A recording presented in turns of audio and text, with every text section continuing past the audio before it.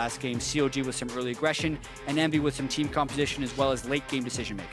So we'll see what these teams have learned and what they can put into practice here in Game 2, because certainly it was anybody's and both teams can take some lessons here. First off the bat, Azir not allowed to be played yet again, banned away. First ban by EnVy away from Huhi. Yeah, giving some respect to Huhi. For all the memes and jokes you can make about Huhi's Azir at MSI, it had a good record and it was pretty clean when he played it yesterday. So definitely some teams giving it respect with the ban. Jack's also still mirroring the ban so far from Team EnVy, so nothing new from their side of this draft. All CLG's really done is change the order of their bans. The Vlad still mirrored from the last time, and now they can choose again. Absolutely. Main change here is the fact that EnVy is on the blue side, CLG on the red side, so that first pick priority can change. Remember that first pick last game was the Ryze, which Huhi was so effective with. Right. And you would never first pick it unless you thought it was contested in the first place. And again, we know Seraph is happy to play the champion, so that is something CLG already has to give respect to and maybe consider what they would take on their own first round there and change up their options. So far, these 4 bans are the same as the first game, banned by the same lineup. CLG's banned the same 2, EnVy's banned the same 2. Yeah, let's see if there's any changes coming up here. Was a Karma ban for CLG, And a Bard. and a Bard ban for EnVy. Obviously, the sides have changed. And so it's EnVy banning the Karma, actually. I guess. I mean, in that case, Hakuho had actually been playing Karma pretty much before it even caught on. He was playing it in, I believe, the promotion tournament a little bit, so he's been a good Karma for a while. Interesting that they wouldn't be willing to first pick it. There's a lot of other stuff up. They know the Ryze is still up. They know Kindred and Nidalee are still up, so Ryze goes down for CLG. I think that was the mind game there. Okay, so yeah, CLG wanted to first pick away Ryze and then ban it at the end of this one on the red side, so not willing to give that one over to Team EnVy, but that means now the Bard is left up from a champion that wasn't banned before, and that's... I know Hakuho can play it, but Aphromoo basically famous for it. Yeah. Trundle first pick. I can see that the first pick Trundle as well, even though Darshan didn't have a great game. There was no way Seraph could push him out. Like, that was the other thing. You had the banner command on one side and the Trundle on the other side, and that was pretty much why CLG had lane priority throughout the game. I don't really know if Darshan would have a pick that can deal with the Trundle in a 1v1.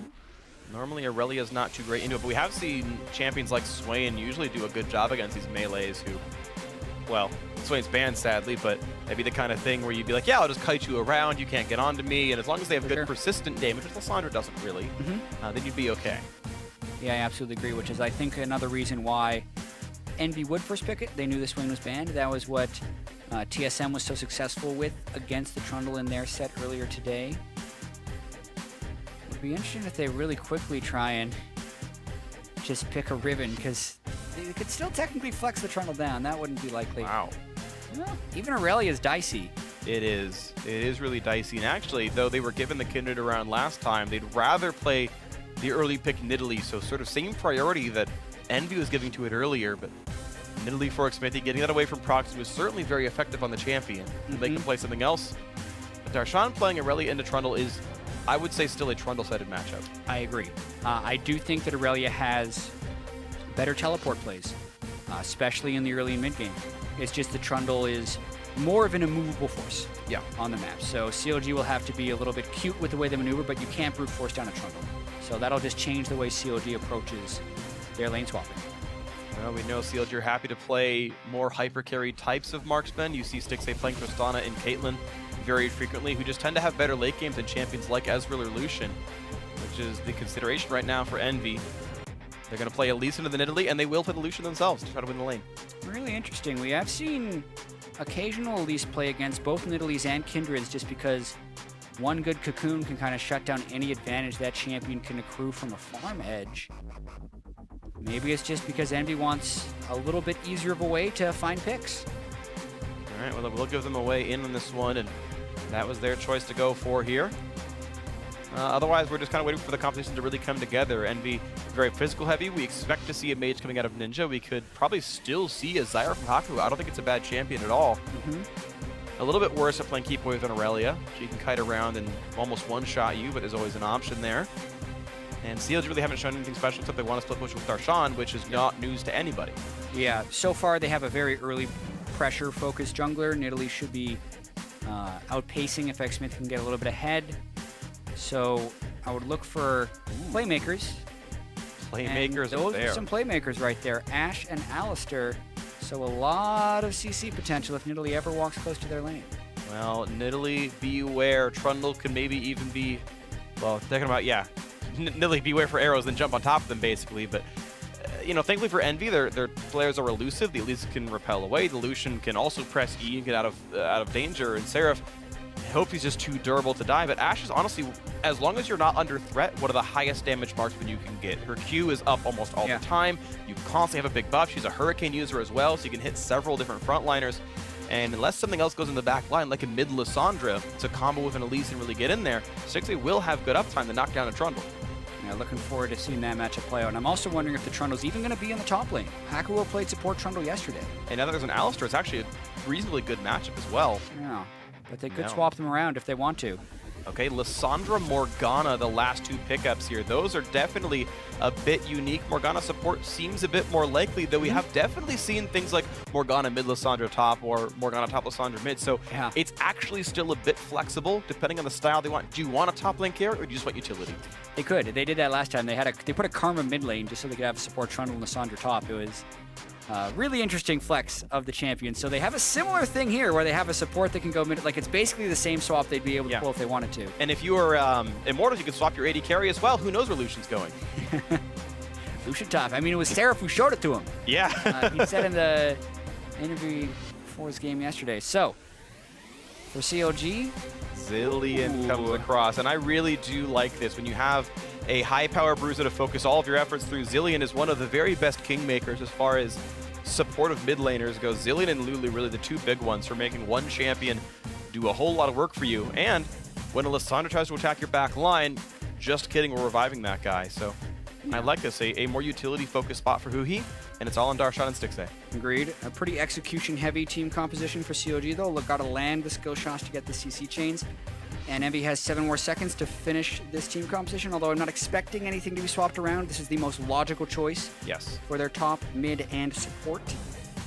They, too, have very good CC chaining, so I think we're going to be seeing teams trying to play fairly similar styles here in this game. Envy would be so good at playing a siege, by the way. You've got Trundle Pillar in a Cocoon or Dark Binding. You can fish with the Claws as well. Yeah, CLG have some of those tools themselves, but it just feels so scary having constant long-range skill shots coming at you here from the Envy lineup. Definitely going to be an interesting one to watch for. New looks for both these squads, and we'll see how well they can play it because we are ready to go into Game 2. So right before we kick off, get on Twitter, tell everyone your predictions, and use the hashtag EnVyWin or hashtag CLGWin here. If you want more games and you want to root for Team Envy, of course, but Counterlogic Gaming up 1-0 in the series, hoping to salvage their season by the end of Week 3. But meanwhile, Team Envy, if they can pull up the win, they could be 5-1 in the first 3 weeks, which would be an amazing start for them, taking these big tests like defending champion CLG, like Immortals yesterday, and Envy can certainly continue to be a top team. So here we go, Game 2. Yeah, absolutely. Envy needs to win 2 games in a row after that incredibly competitive Game 1 we just saw, where CLG was able to pull out the victory down the stretch, and that was a very lane swap heavy game.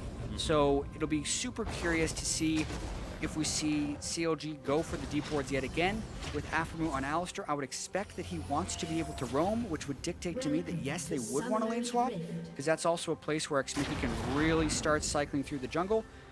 But Envy also going in for some wards of their own. Xmithie wanted to sit down his early traps to help his early jungle clear, but Envy can walk around and eat these and maybe slow down the pacing a little bit. They will get their early deep wards, and CLG on the reaction can do the same. We have Darshan putting a defensive trinket down around his Krugs, and he's actually going to recall and hide away. He did not want to... I want to see if he wants to slink into the top lane or not, because he can always leech XP that way and have a small XP start when everything begins. Yeah, and just to speak bigger picture. They misplaced it. Oh, it's in vision. Unlucky.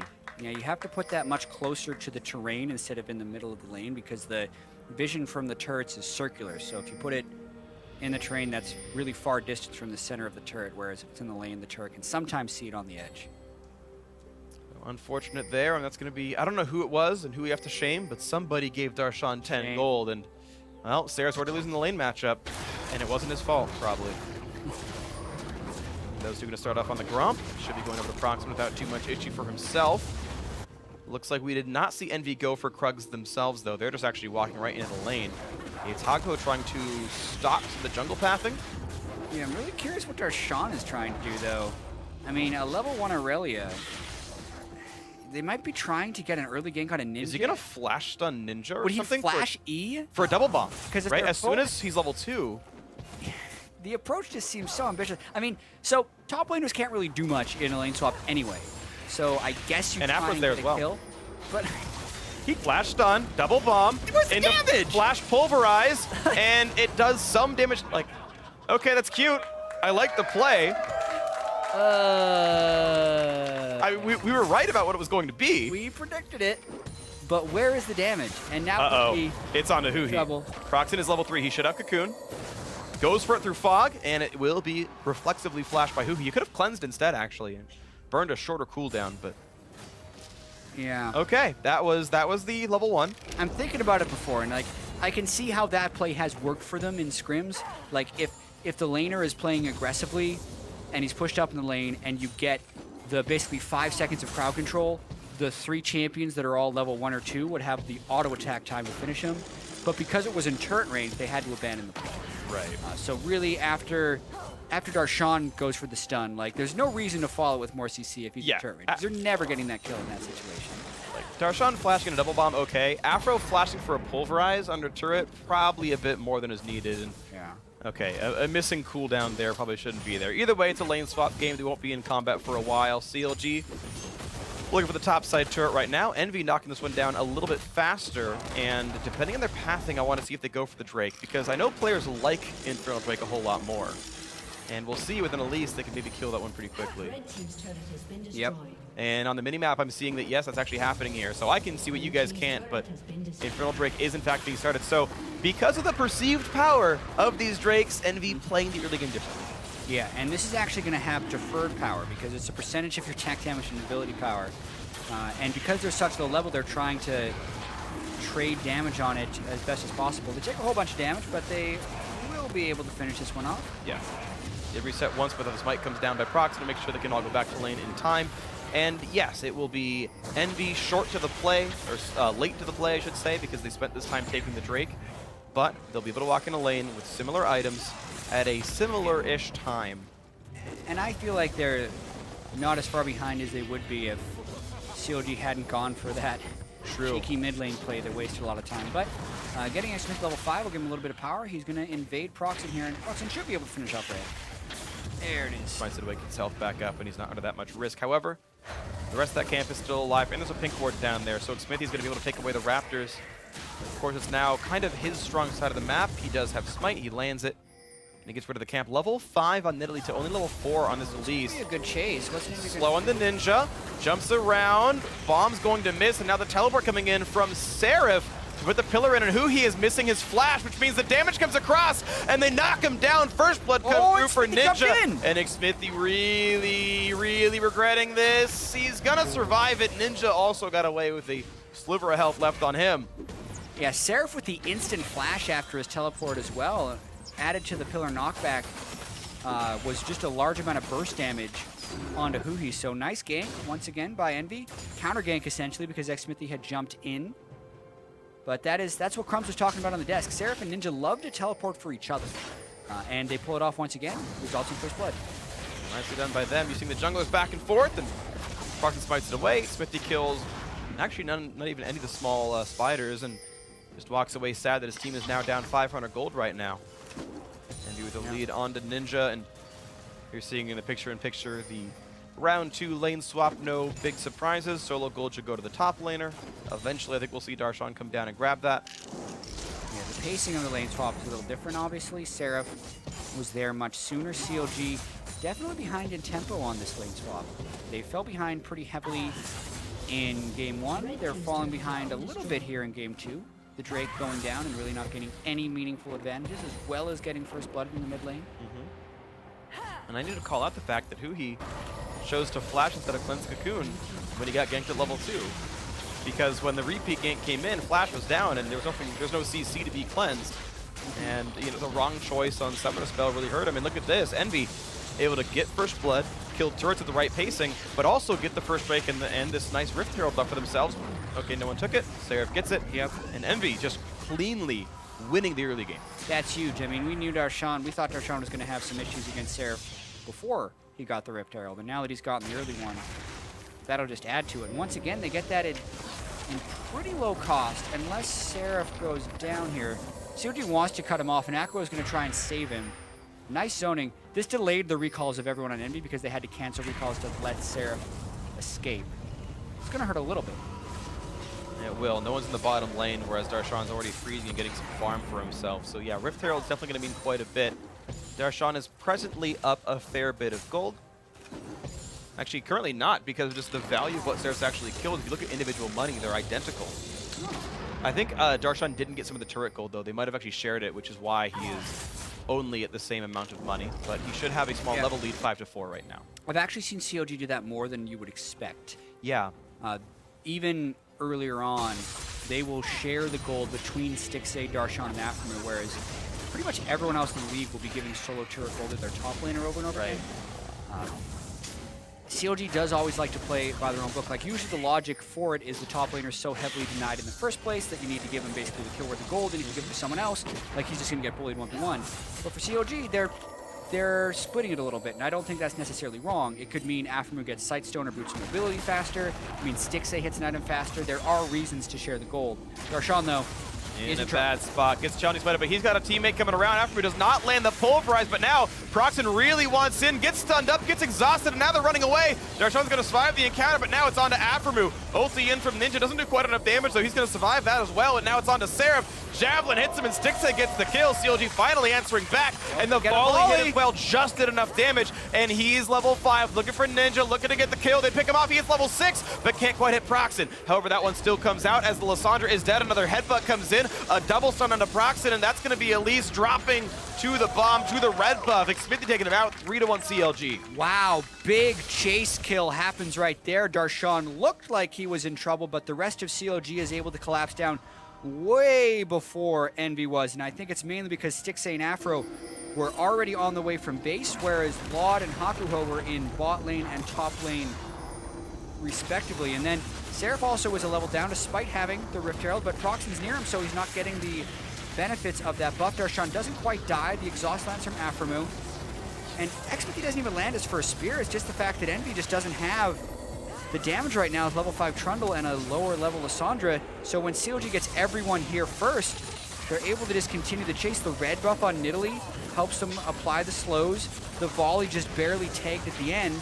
And even though the arrow doesn't hit, it made Procxin juke back towards CLG, which gives Aphro time to pull off another combo and secures the 3rd kill for CLG. So kind of impressive across the board. And now they were going to go for Seraph. Can't quite get away. I have to give massive props to Stixxay in that fight. When I said he was level 5, he was level 5. He looked at his XP bar, saw he was a sliver from 6, and kept hitting minions as he was walking down the lane. Got level 6 from last hitting the very injured wave, and then arrowed down. Nice, but now they are in a numbers disadvantage. Everyone has to run and scatter. Darshan. Ooh, a nice flash bind, turned into Cocoon, turned into damage up, but a pillar as well. Everybody wanted help on this one, and Darshan goes down. Laud gets the kill, wearing his team colors. And that's going to be a nice one picked up. Envy finally getting the 2nd kill. That was an extension of CLG trying to make the play in the bottom lane, and they didn't have enough ward coverage in the jungle to properly get away from Looks that for the one. burst. No, not going to have it. Huhi pops the ulti. Now Ninja's going to stop hitting him. Yeah, you can still get him. What? Why did Huhi flash? He was worried that the last second of his ultimate was going to end at the wrong time because it was a very tight thing. That's why Ninja threw out the Q. It wasn't gonna happen. Yeah, it was close, close, but it would have been incredibly close. Yeah, well, either way, the summoners are burned. He's out of cooldowns now, and it's a 2nd Drake picked up pretty cleanly. Envy took down the bottom lane, made the mid lane flash and run away, and, well, those 2 lanes are gone. The Cloud Drake's going to be easy to pick up. It's now Infernal and Cloud, the buffs right now for Envy. And, well, they're down in gold, but they're up these buffs, which will increasingly start to matter. Yep. Ninja getting a, looks like he's doing the same build as Seraph as he also rushes the Hextech GLP. Yeah. Frost Belt activated. I mean, same team, same theory. as wanting that item on the Lissandra. You don't necessarily need the extra health from the Rod of Ages. You're a burst champion on the Lissandra. So they're going to be looking to go in there and burst. It's going to be tough to do against Zilean. And this time, at least, they have slightly better damage spread with physical damage coming out of Seraph, so they won't be running into 150 MR on every target. Yep. That'll make bursting a little easier. Very, very true. I looked at the post-game stats, and Lod was roughly 5-1 in physical to Magic. Some of that being that his ult just didn't do anything against a bunch of Banshees Veil, but yeah. The team overall, I think, was like 3-1 Magic to physical. So itemization from CLG was pretty much on point, rushing all the Banshees. Yeah, I do generally usually credit CLG for the proper item builds. Like, I think they put more time into understanding their rune mastery and item progressions than a lot of other teams do. So they usually gain small advantages from that. That's one of my favorite parts about League of Legends. To the detriment of some viewers, I apologize if you don't like math, but we'll move on as it's EnVy pushing in the top lane, playing the rotation game. Darshan left alone in the bot lane. He does not have teleport. He cannot join this play if something happens here between EnVy and Counterlogic Gaming, but nothing does. And if nothing happens, it means he gets a whole bunch of minions to die to EnVy's turret, and EnVy can't go and respond to that wave. Like, that's almost half a kill's worth of minions. That looks like two waves. It's a double stack wave, yeah. They crash in to the turret, so it gets a little bit of damage. Also, will pull EnVy all the way down to that bottom side. And now Darshan can just meander back to the mid lane and join the rest of CLG. Yep, Ninja takes the claw over the wall.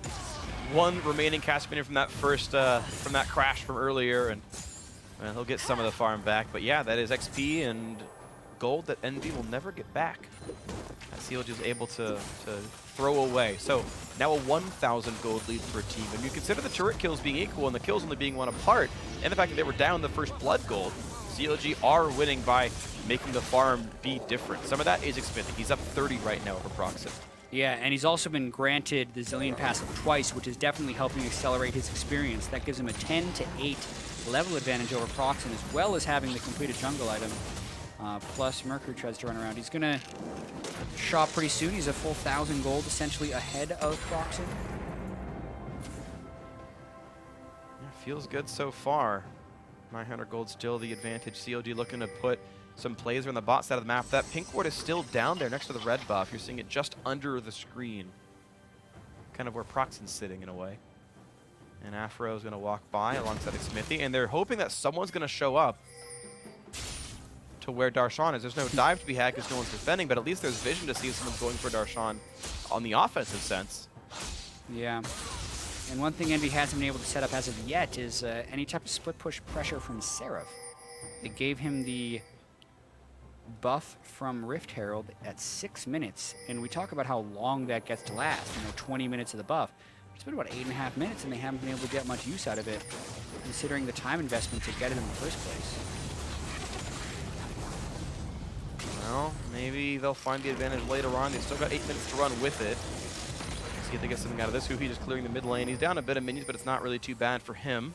As we continue the builds going forward, they start of as Zhonya's probably for ninjas. He picks up his Fiendish Codex, and the jungle enchants are done for both of these as they're going runic echoes each. Youmu's done for a lot, as well as 8 CS to go until the Cull is finished off, and that'll be a big surge of gold for him, and it'll bring the scoreboard closer from the top, but it'll also be a power spike for Lot as he gets to go closer to what seems to be Berserker's Greaves and then probably a Black Cleaver. Most likely, that is the build that the Lucians do nowadays, unless you're MASH, who did a throwback Essence Reaper Phantom Dancer build yesterday. I like the Black Cleaver build. I think it's just absolutely stronger. Oh, a bind onto Xmithie, and now Lod the chase, only forcing him to jump over the wall, but Xmithie waiting around. Yeah. Just goes back to farming. He knows no one's there. And then he smites the Wolf Camp to know really who's there, but oh! Seraph was hoping that that pillar would block the jump, but Xmithie is able to get over the wall anyways. He held it. This is a little bit of map pressure, though, that EnVy's been able to get. Lissandra up in one side. They have both teleports, so they could technically save him. That's a nice arrow, though. And it's going to be a lot of CC because Aphro goes in for the combo. This is maybe bad things ahead for Ninja, but here's the teleport in for Seraph. A bit of damage onto him. Xmithie's here, and no, it's Darshan as well. Goodbye. That was an ill-fated teleport by Seraph. Gives away a kill. Using the tendencies of EnVy against them, but Huhi in the mid lane against the other three gets stunned. Cleanses immediately, gets cocooned afterwards, still is able to get away thanks to Burning Flash on top of it, but now another attempt for Ninja. Slows down Darshan, but there's a minion wave very far away. They will not chase any farther.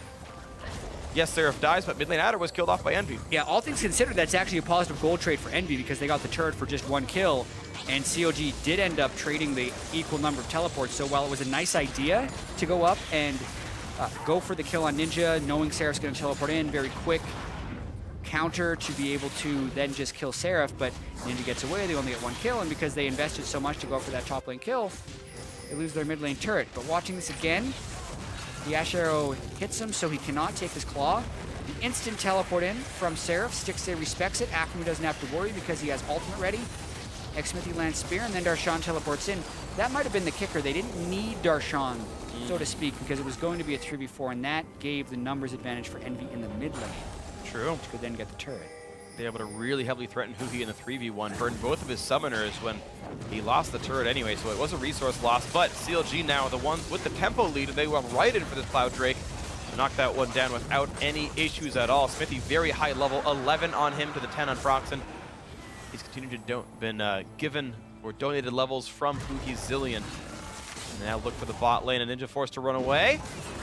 Headbutt in, look at the pulverize. Arrow's gonna land as well. They come pulverize a little bit early, but it's still gonna be enough damage. They knock him down cleanly. He had no way out of that one. A great kill by Counter Logic Gaming. Now Darshan forced to run away from Seraph. A thankful minion blocks the Dark Binding.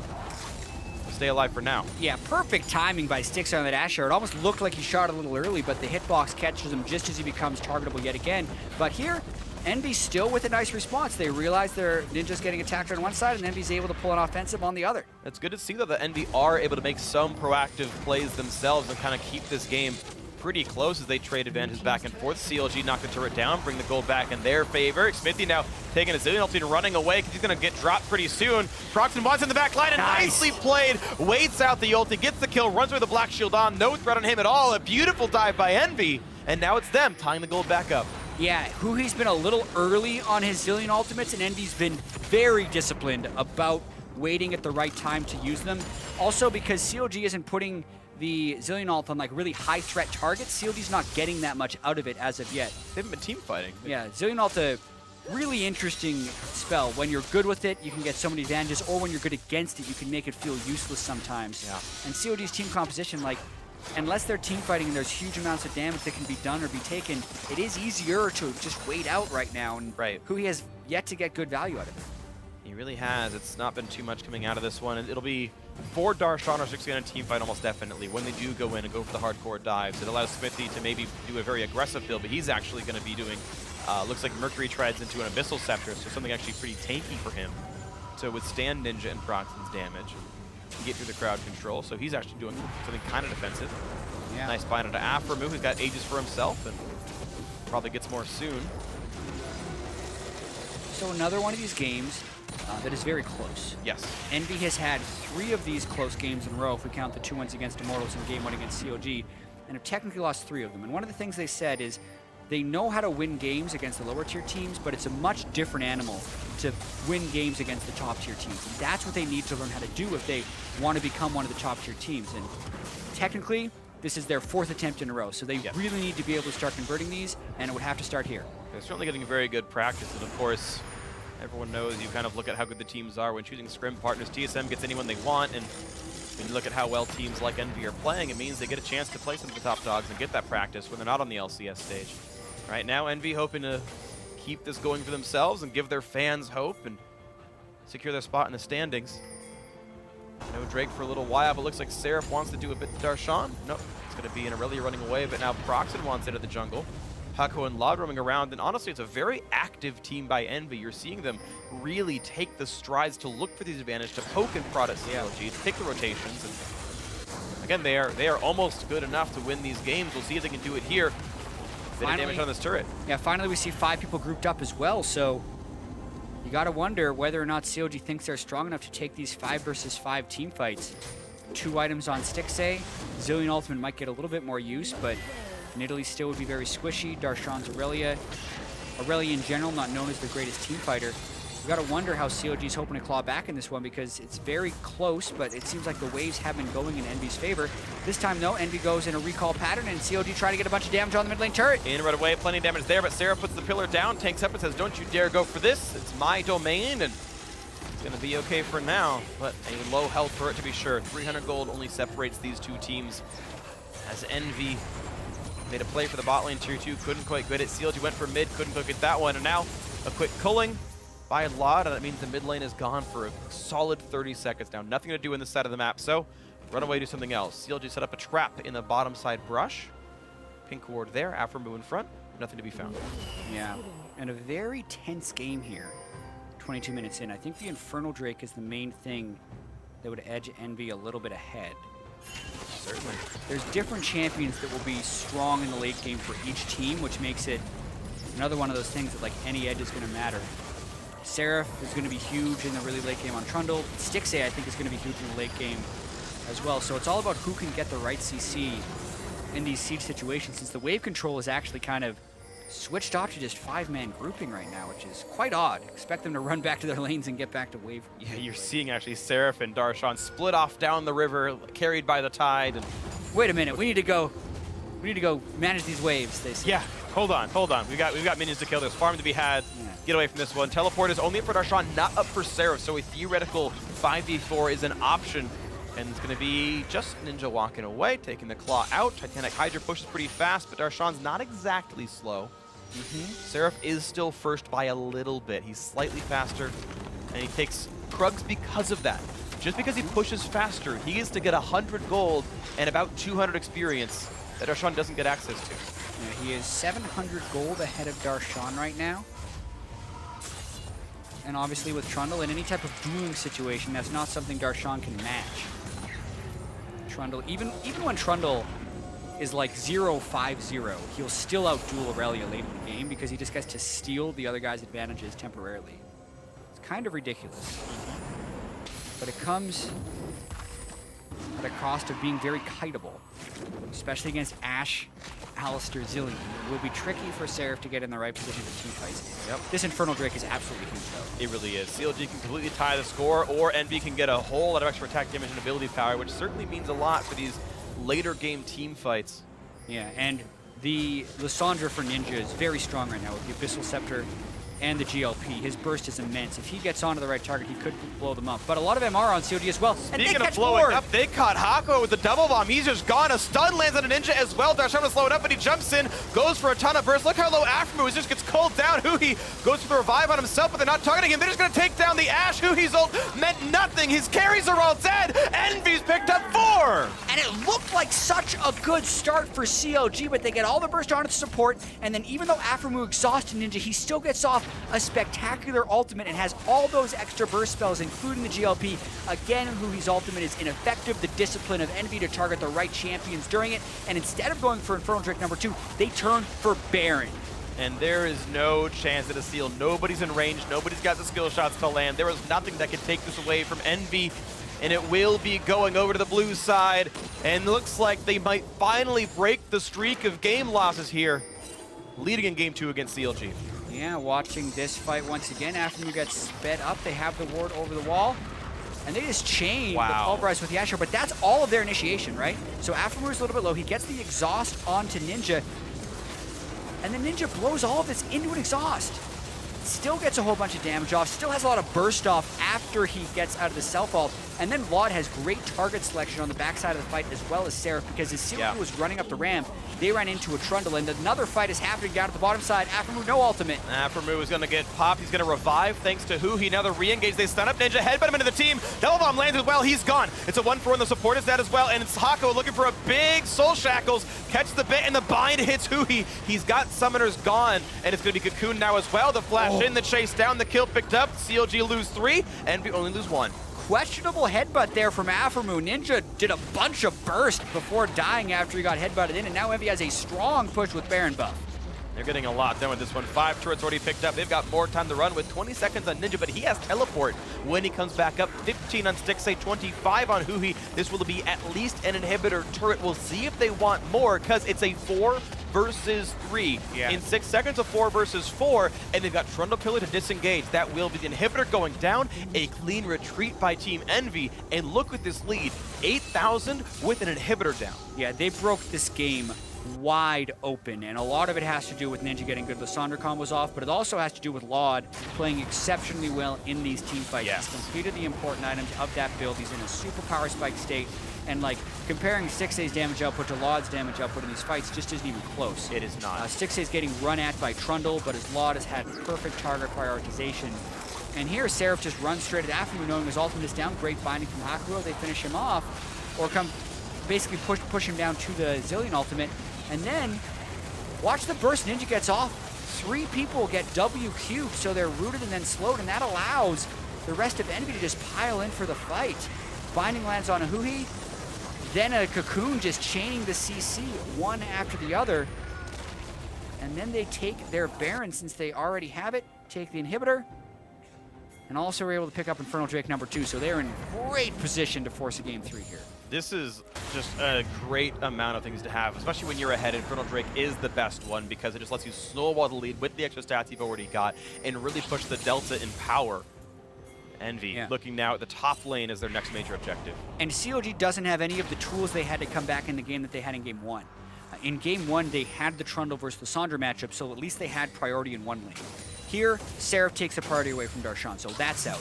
They also had double teleport to at least match, and Huhi had kill pressure on anyone in the side lane.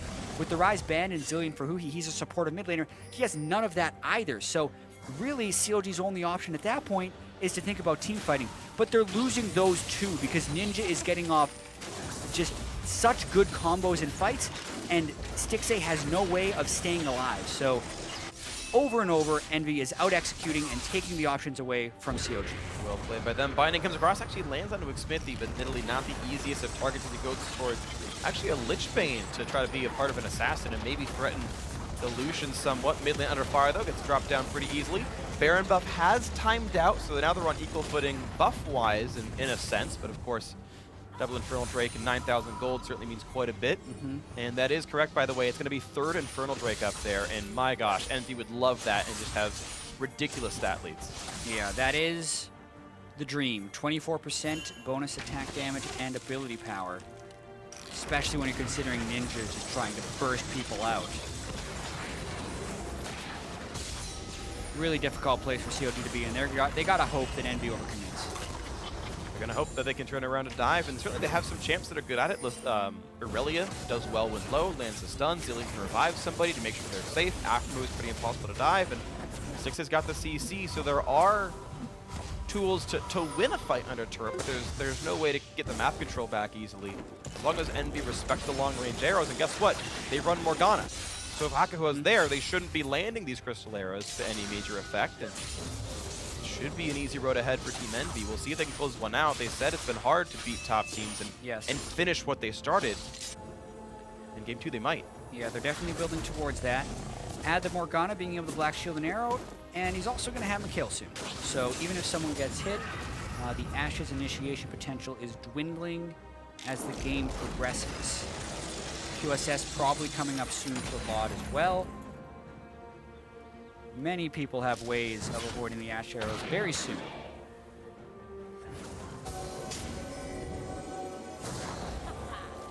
Wonder if they're just going to wait this out a little bit. Just get vision control. It's probably the right call to just get vision control, wait for CLG to check, then they can chain CC, and if they need to, they can get Baron and the 3rd Infernal Drake. Double Sightstone, double Sweeper, and a yellow Trinket. EnVy can completely play for top jungle vision control. Look at the pink wards coming down. They are removing all of the sight that CLG could have. The only ward they've got is actually one snuck into the Baron pit and one around the red buff. Otherwise, it is dark around there. CLG can't see too terribly much. A Javelin doesn't even hurt Hakuho that badly. Has a Locket going towards Mikhail, so honestly, reasonable MR on a Morgana. Yep. CLG might just try a desperation fight here because EnVy's just brute forcing into the base. You'd think CLG would try to fight, but they just know they're so much weaker. And even without a Baron buff, it only gets worse over time. CLG, you're right, they kind of do need to find something to fight for. The turret went down uncontested, though, and that is one less bastion that CLG can use for fortification. With the turret getting dropped below half HP, quick killer by Seraph, and look, without fear, just walks right back up, poke on Aphromoo. And look at this now, Black Shield and a lot. A bit more dark, so the arrow out. Yeah, they're going to go for Hakuho. He's going to get almost sniped down, but he stays alive, actually. It's now a lot of time built by Ninja. Damage on a lot, almost dropped. Can they get it? Yes, they can! A shutdown, 2 picked up. Darshan running away. He dies, but it's a 2-for-1 so far. Double bomb right on top of where Ninja would be. Xmithie running away, staying alive. Huhi has already used his ultimate. The revive's already come through, but AShe has dropped. So has the Alistar. Ninja and Seraph still alive to wreak havoc in a 2-on-2. Both mid laners alive, but will it be enough? Huhi's dropped down. A great play by Ninja. His ability power is so high, and now Xmithie's stuck in a 1 versus 2. He can't kill Seraph. He's going to try, but that pill is going to stop a Ninja. And we said CLG would only win a fight if EnVy overcommit. EnVy overcommits and win the fight anyways. Even with a lot of nice spells by CLG there and a great pick to start the fight on Hakuho, just the raw power of EnVy's team can end up giving them the team fight win. And then the minions kill the re-kill the inhibitor on the other side. Right, they're still super inside that side of the map. So a fresh double inhibitor kill makes things hard for CLG. Watching this one again, basically Hakuho used his black shield too early. Stixxay sees that, knows Hakuho has nothing to protect himself, nails him with the arrow, but watch the counter engage by Ninja. Also note the double bomb stunts Seraph to delay his retreat, and not everyone gets caught inside this. Also, Stixxay is able to get utilization out of the Zilean ultimate, so he comes back up with full health, and then the exhaust lands. So the second round of burst is going to be much harder for Stixxay to cut through, but Procxin and Ninja just keep going on to him again and again, so he can only stay alive for so long. And Huhi lands as many bombs as possible, but he gets in range for that 1 Q. It's a very low cooldown on Q, so Ninja gets another one, lands Z, gets another Q, and really just outplays Huhi at the end of that fight. And there's the third Infernal Drake going over to Team EnVy. And they are so powerful right now. They could take any fight and win it without almost a care in the world. As long as it's not a total catastrophe positioning-wise, it shouldn't be too hard to win any battle they want. Baron Nash are back up at the map. Elder Dragon up in 6 minutes. And EnVy are going to play for the top side. However, CLG have snuck plenty of wards back in there. They will take a lot of effort to get that vision gone. I really want to see what Ninja's ability power could be if he finishes a death cap. And you're then taking the death cap multiplier and then the Infernal Drake 24% multiplier. Yeah. He obviously doesn't have crazy AP right now. 534 is not too bad. It's very good, especially for a death capless build. Yeah. Even so, they're going right for Baron. Probably a fight. They want a one-shot. Xmithie. He's taking plenty of punishment. He goes down. No smite left up. The binding hits Stixxay, but Hakuho losing a lot of health. Arrowed up as well. They've got the auto attacks, but Baron's already gone. And Aphromoo just running away with a bomb on him. And look at Darshan. He took the wrong route into this one. He gets the revive. That's kind of nice, I guess, but they'll force him to revive. And then they'll pick him up pretty shortly. It's going to be Aphromoo going down. A kill picked up by Seraph's Trundle. And it's going to be Stixxay dropping. Aphromoo's already died after the revive as well. Huhi, the only surviving member of Counter Logic Gaming, Lod, just going to walk right forward. This will be the game. There is no chance to stop this one. Team EnVy can be mad at themselves for not quite closing out Game 1, but Game 2 is certainly going to be theirs. A 35-minute win. They will pull it to Game 3 and knock down the defending champions. A good way to make a statement that EnVy are here to stay. They want to make that record 5-1. One more game, that's the case.